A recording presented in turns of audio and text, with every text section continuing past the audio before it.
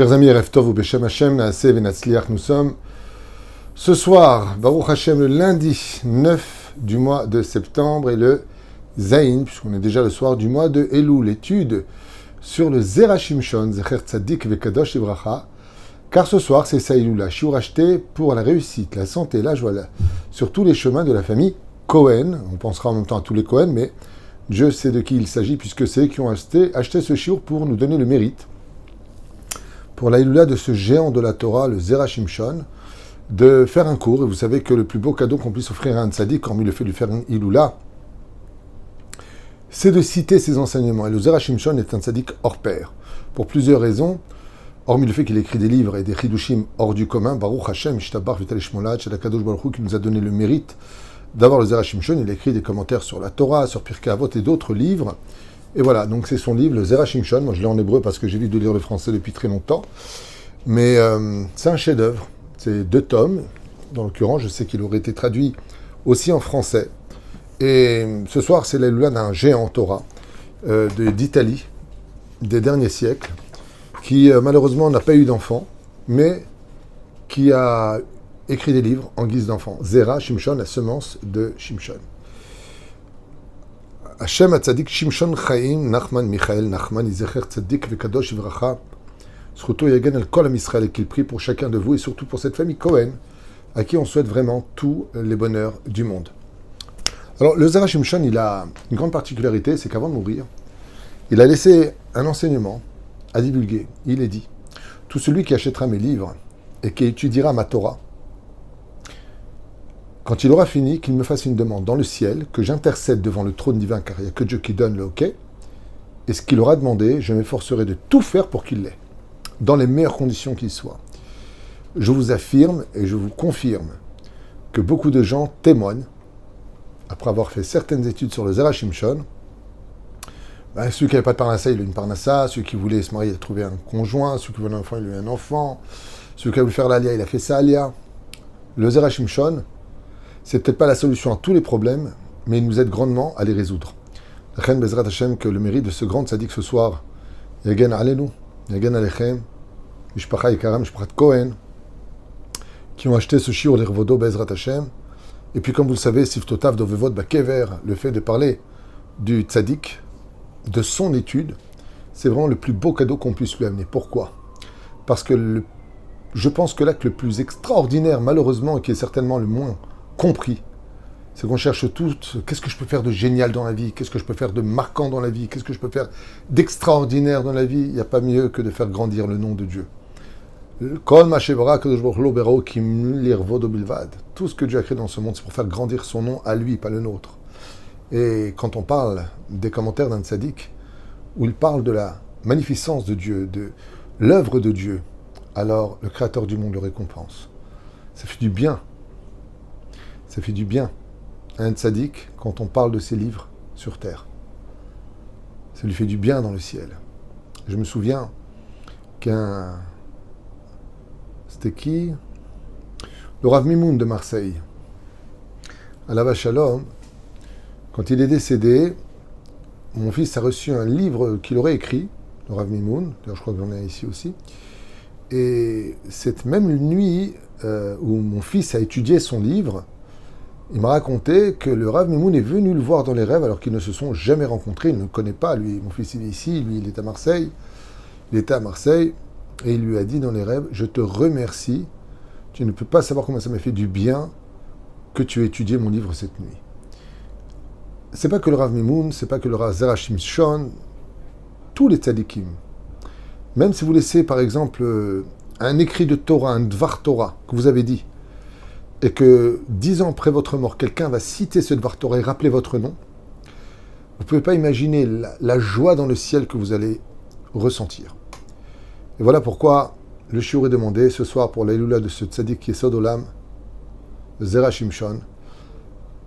Une parenthèse sur la paracha de la semaine, parce que ces livres sont très épais, très importants, très concis d'un côté et très très très riches de l'autre côté. Sans plus tarder, à propos de la paracha de la semaine, Kitetzel HaMilchama, duquel il est marqué quelque chose d'un peu bizarre. Kitetzel HaMilchama, quand tu sortiras en guerre, car tu sortiras en guerre. al oivecha, sur tes ennemis. Alors ici, dans le mot al oivecha, sur tes ennemis, il y a un clin d'œil qui dit que si tu viens pour te battre contre des ennemis, il faut que tu sois au-dessus de lui spirituellement. Tu ne peux pas te comporter comme un animal pour te battre contre d'autres personnes. Il faut que tu sois moral, il faut que tu sois supérieur, sans faute. Ontano Adonai Elohecha beyadecha. Et l'Éternel, ton Dieu, le mettra dans ta main, car seul Dieu donne la victoire. Et Shavita Shivio. Et tu ramèneras avec toi un butin. Ici, jusque-là, dans ce texte-là, on ne voit pas de quel butin il s'agit. On peut parler d'or, on peut parler de biens, on peut parler de tissus, de valeurs, on peut parler de pierres précieuses. Mais Shavita Shivio. Donc, il y a quelque chose à prendre. Dans cette guerre, on ne revient pas les mains vides. Veraïta. Donc le V qui est là, le Va, vient nous dire que c'est quoi Shivio? Alors bien sûr, Veshavita Shivio veut dire tu prendras avec toi les mitzvot à accomplir de sauver la nation d'Israël. Veraïta Bashivia. Et tu verras parmi les captives, Yeshet Yefat Toar. Une femme de très belle apparence. Yefat Toar. Qui est digne d'être louée pour sa beauté. Le hachak taba, et tu auras envie d'elle. Bela karta lecha leisha, et tu pourras la prendre pour toi, pour femme. Veveta el tor betecha, tu l'amèneras dans ta demeure. Vegilcha et rocha, et elle se rasera la tête. Veasta et tzipornea, elle se laissera donc pousser les ongles. C'est horrible, ça ressemble à un pouls après.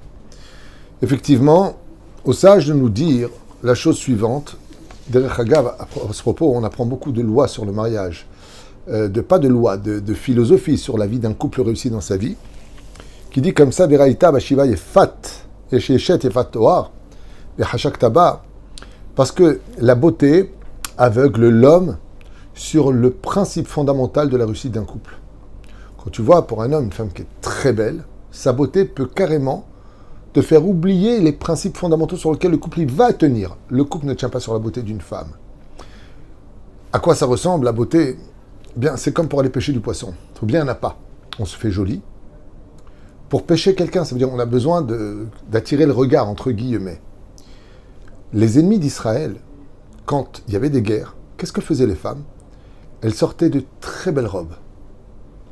Couleur fuchsia, couleur qui attire l'œil, avec des couleurs rouges, orange, jaune, quelque chose de spécial qui se voit le nu. Et elles se faisaient très belles. Elles étiraient, elles mettaient du parfum, elles se faisaient tellement belles que quand on entrait dans la maison et qu'on se battait contre notre ennemi, on la regardait, elle était tellement belle qu'on ne voulait pas la tuer. On avait pitié d'elle. Et on ne peut pas tuer un tel chef-d'œuvre, elle est tellement belle. Alors la Torah vient nous dire, ok, prends-la avec toi. Tu prends cette femme, qui est très belle à tes yeux, tu l'emmènes chez toi.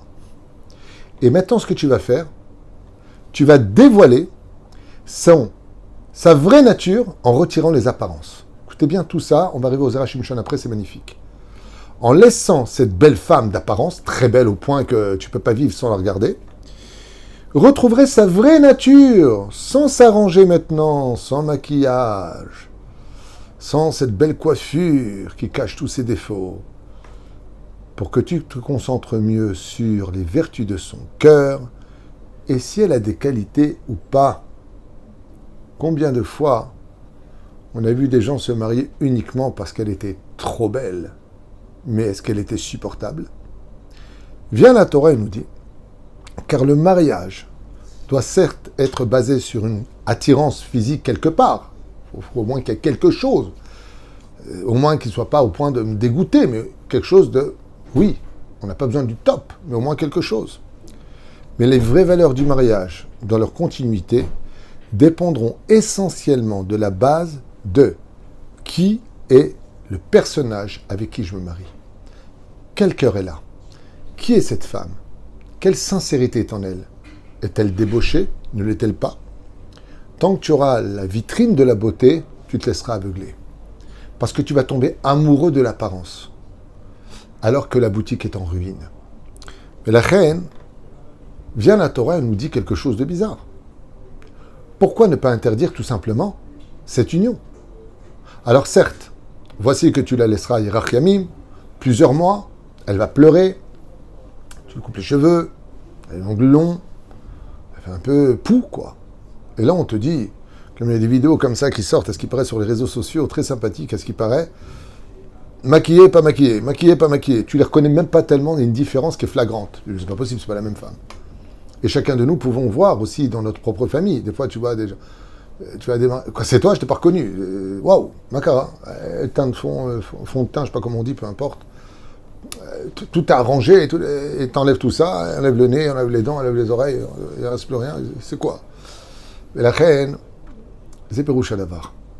La Torah, elle nous dit surtout une chose que tout le monde doit savoir. Si un homme se marie avec une femme, par intérêt, parce qu'elle est belle, il aura des enfants qui sont sorés romorés. Pourquoi la suite nous parle de l'enfant rebelle? Pour nous dire que l'enfant rebelle viendra du fait que tu ne te sois pas marié les Shem Shamaim. Que tu n'as pas pensé à tes enfants quand tu t'es marié. Elle est trop belle, je suis trop amoureux, mais d'accord, mais où tu vas éduquer tes enfants? Où tu vas les faire grandir? Quel avenir tu leur donnes? Qui va être la maman de tes petits-enfants? Ne te laisse pas aveugler de façon égoïste parce que tes yeux n'en peuvent plus. Pense aussi aux valeurs éducatives et à l'exemple que donnera ta future épouse. Le roi David, alav shalom, est tombé dans le piège. Il a épousé une femme qui va lui donner 2 fils. Les 2 seront sorés romorés. Même si la Gemara dans Sanhedrin nous dit ça n'a jamais existé, de Roche, Vikabel Sachar. C'est Adoniaou qui va condamner son père alors qu'il était vivant et se nommer roi, proclamé roi, et Avshalom qui poursuivra son père pour le mettre à mort. Les 2 étaient les enfants, je crois de Chagit, si je me rappelle bien le nom, d'une femme captive, bien sûr, convertie qu'Edat Moshe d'Israël. Car si après avoir vu tout ça, ton cœur flanche encore pour elle, alors selon la halacha et selon la Torah, eh bien tu la convertissais au judaïsme, tu faisais les kiddushin et tu te mariais avec elle. Car un juif, en aucun cas, n'a le droit de se marier avec une non-juive. Comme vous le savez, cela crée l'assimilation la plus terrible. Ren al derrière, comme vous le savez tous. Ce n'est pas le sujet d'aujourd'hui. Maintenant que vous avez entendu ça, on rentre dans le Zera Shimshon qui déjà a commencé à nous éclaircir un tant soit peu sur le sujet. Et regardez ce qu'il dit. Ce qui est très curieux, c'est que cette ordonnance de pouvoir épouser une captive des ennemis d'Israël, sous prétexte que sa beauté me rend fou, en l'ayant enlaidie, eh bien, pourquoi ne pas l'avoir interdit alors qu'elle est interdite?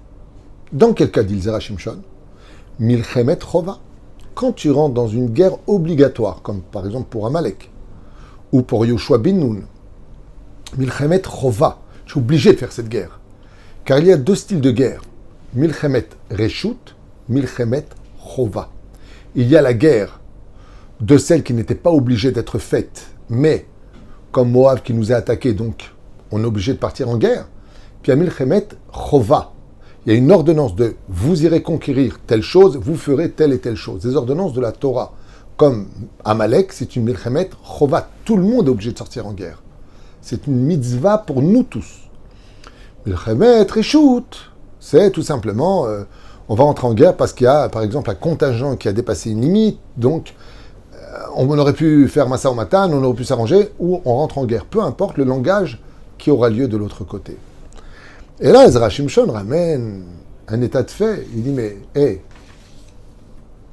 quand il s'agit ici d'une Milchemet Reshut, c'est-à-dire, tu l'as fait ou tu la fais pas, cette guerre. Là, dans ce cas-là, la captive pourrait être permis sous toutes les conditions que nous venons de citer. Mais si c'est une Milchemet Chova, eh bien, même la belle femme pour lequel, monsieur, il a craqué, eh bien, tu ne peux pas la prendre. Tu ne peux pas la toucher. Elle aussi, selon la Torah, elle doit être mise à mort. Comme c'est marqué dans la paracha de la semaine dernière que nous avons lu, sans blesser personne, j'explique simplement les textes tels qu'ils sont marqués dans la Bible. Lo tehaye kol neshama, tu ne laisseras vivre personne. Je ne comprends pas. D'un côté, une guerre, oui, l'autre côté, non, dit le Zera Shimshon. Pourquoi Efa va Efa? Si une guerre a lieu, une guerre a lieu. Alors, la première explication, comme vous le savez, c'est que le Yetzer Hara, chez nous, il est très grand. Les Juifs ont un très grand Yetzer Hara parce qu'on a beaucoup de mitzvot. Donc, automatiquement, s'il y a beaucoup de miel, il y a beaucoup de mouches. Et là où tout le monde le sait, c'est qu'on est toujours intéressé par ce qui nous est interdit. Et quand tout est permis, il n'y a rien qui nous intéresse. Adam Arishon reçoit l'ordre de manger ce qu'il veut, sauf un arbre. Sur tous les milliards d'arbres du Gan Eden, un arbre ne mange pas. Bien sûr, on va aller le manger. Donc, afin de pouvoir calmer le Yetzer Hara, qui est très fort au niveau des hommes, Nefesh Abéhimi, l'homme animal, vis-à-vis de la femme, la meilleure façon pour lui de lui éviter de vouloir épouser cette femme, c'est de lui dire que c'est permis. Ah, alors maintenant que c'est permis, le Yetzer Hara, puisqu'il n'y a pas vraiment d'interdit, s'il met en pratique les conditions prescrites par la Torah, alors le Yetzer Hara, il descend de 50%. Donc il va l'avoir, bon, de toute façon, si je voulais je t'épousais, je t'épouse. Donc le Yetzer Hara, il va dire, bon, laisse tomber, c'est pas... Par contre, ça ne répond pas à la question. Mais Milchemet Reshut, les guerres qui ne sont pas obligatoires midoraïta, mais nécessaires par rapport à la situation politique, et les guerres qui sont obligatoires, celles que la Torah t'ordonne que ça aille ou que ça n'aille pas. Là, tu peux pas, et là, tu peux. Le Zera Shimshon nous rappelle, dans son livre extraordinaire, nous fait un rappel sur les conditions de Yoshua ben Nun, qui lui est rentré en Milchemet Chova, obligatoire, Milchemet Mitzvah, de conquérir le pays de Canaan, où vivaient 7 peuplades et 31 rois. Au sage de nous rappeler là-bas que Yoshua ben Nun, la Shalom, a envoyé 3 lettres. Il a envoyé Pinchas et Éléazar, Kalev et Pinchas, en tant qu'explorateurs, et une fois qu'ils ont fait le tour en tant que Meraglim, en tant qu'espions, ils sont venus dire à Yoshua ben Nun, et là Yoshua ben Nun a pris 3 missives, 3 lettres, sur lesquelles il va envoyer une première lettre au roi de chaque contrée, donc les 31 rois vont recevoir la lettre, et la lettre disait tout simplement « Nous venons rentrer en guerre contre vous, d'une guerre obligatoire que l'Éternel notre Dieu nous a ordonnée. Partez librement, toutes les frontières sont ouvertes, évitons de verser le sang, quittez le territoire. » Première lettre. Deuxième lettre, une fois que le temps était passé, deuxième lettre. Qui veut la paix? Comme les Givonim, qui vivaient ici, eux, ils ont répondu présent. La paix, on la veut. Venez conquérir le pays, on s'assoit ensemble, on veut notre quartier à nous, on a nos traditions, et on vous laisse. On ne veut pas d'armes. Pas de guerre. Donc, deuxième lettre de Yoshua ben Nun, qui veut vivre avec nous en paix? On peut peut-être éviter la guerre. Troisième lettre qu'envoyait Yoshua ben Nun, et là par contre, cette lettre est très dure, la guerre jusqu'à la mort. Maintenant, nous allons rentrer. Il n'y aura pas d'échappatoire. Il n'y a plus de possibilité ni de négocier, ni de fuir. Très bien. Ainsi, dans une guerre obligatoire mitzvah, toutes les occasions ont été déjà proposées. Donc, plus d'échappatoire. Ça veut dire que si vous restez et que vous ne répondez pas aux conditions de cette guerre, qui est une obligation pour Yoshua ben Nun et l'armée de l'époque de Moshe Rabbeinu, ben ça veut dire que vous voulez la guerre. Alors si vous voulez la guerre, on sort en guerre. Voilà ce que répond le Zera Shimshon. Et alors? Et là, le Zera Shimshon, il nous dit, eh bien, puisque c'est une guerre maintenant obligatoire, et qu'ils auraient pu vivre en paix, accepter, par exemple, comme l'ont fait les Givonim, de s'associer, de l'Ishtalev Imam Israël, tu ne peux pas les laisser vivre, parce qu'il n'y a plus d'échappatoire. Ça ne sert à rien de mettre une belle robe et de te faire belle en disant « j'espère plaire aux soldats d'Israël pour pouvoir avoir la possibilité de m'échapper de la mort ». À partir du moment où tu as laissé, va-t'en avec ta famille. Tu veux rester vivre en paix, comme elle a fait Rachav. Elle a dit « moi je signe un contrat de paix avec vous, on vit en paix ». Comme Baruch Hashem, pendant très longtemps en Israël, nous avons connu des moments de paix, on vivait ensemble jusqu'à aujourd'hui, dans beaucoup de villes, Haïfa, Akko, Beersheba, Tel Aviv, Yafo, beaucoup, on vit en paix, dans beaucoup de quartiers. Il dit le Zera Shimshon, cette Torah dont on parle, de Yoshua ben Nun, elle a eu lieu.